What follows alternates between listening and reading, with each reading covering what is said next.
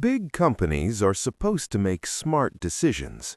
They have money, they have experts, and yet sometimes they make choices that later look unbelievable. Let's talk about some of the worst business deals in history and explain them in the simplest way possible. In 2011, Microsoft decided to buy Skype. They paid $8.5 billion for it. At the time, it was the biggest deal Microsoft had ever made. But Skype had a problem. It was already losing money. And when Microsoft tried to merge it into their systems, everything started breaking. Calls dropped, servers lagged, the technology didn't cooperate. While Microsoft struggled, other apps moved faster. FaceTime, WhatsApp, Google Hangouts. Eventually, Microsoft built Teams, which quietly replaced Skype. So Microsoft paid billions to later replace the product with their own. Now let's go back to 1976. George Lucas was negotiating with 20th Century Fox for Star Wars. Instead of asking for more salary, he made a strange request. He took less money up front, but he asked for merchandise and sequel rights. Fox executives thought toys were useless. They agreed. 1 year later, Star Wars exploded. Action figures, posters, everything sold out. Merchandise alone made over $100 million early on. Over time, sequels and spin-offs made billions.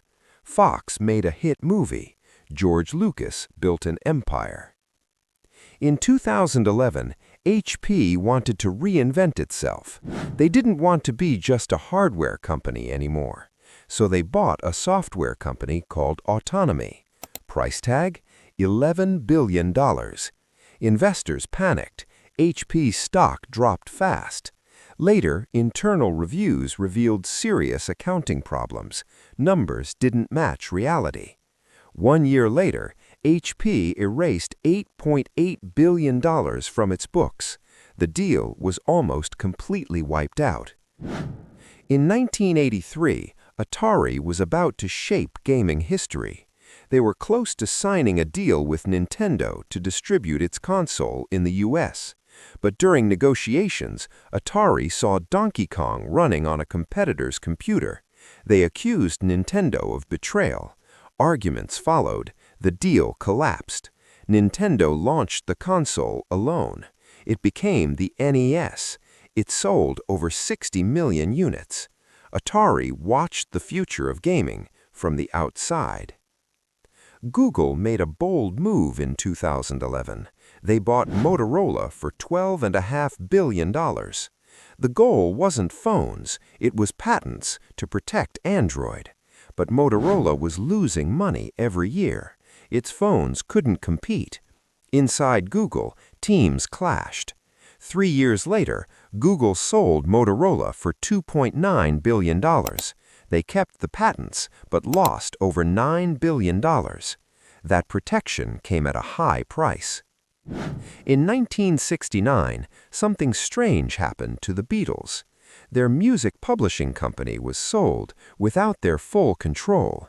Years later, Paul McCartney tried to buy the catalog back. He lost the bidding war to Michael Jackson. The result, one of the greatest bands in history had to pay royalties to use their own songs. In 2019, NBC made a strategic decision.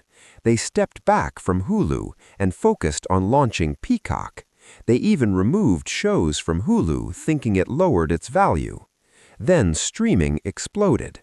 By 2023, Disney bought NBC's remaining stake for $8.6 billion. NBC didn't just leave early, they helped fuel Disney's streaming dominance. Back in 1999, Yahoo thought it was buying the future. They paid $5.7 billion for Broadcast.com. The idea was streaming video online. The problem, most people still used dial-up internet. The technology wasn't ready. The costs were massive. By 2002, the service shut down. Mark Cuban became a billionaire. Yahoo walked away with nothing. At Xerox's research lab, engineers invented the future. The mouse, graphical interfaces, modern computer screens. Executives didn't see the value.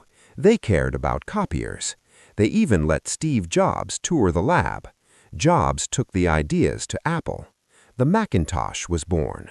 Apple and Microsoft built empires.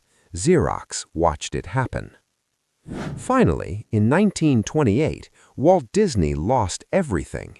His distributor legally took control of his character, Oswald the Lucky Rabbit, and hired away his animators. Disney refused to accept less money and walked away with nothing. On the train ride home, he sketched a new character, Mickey Mouse. Disney lost a rabbit and built a multi-billion-dollar empire with a mouse. Big lesson? In business, the most expensive mistakes aren't always bad ideas. Sometimes they're ideas people didn't believe in soon enough.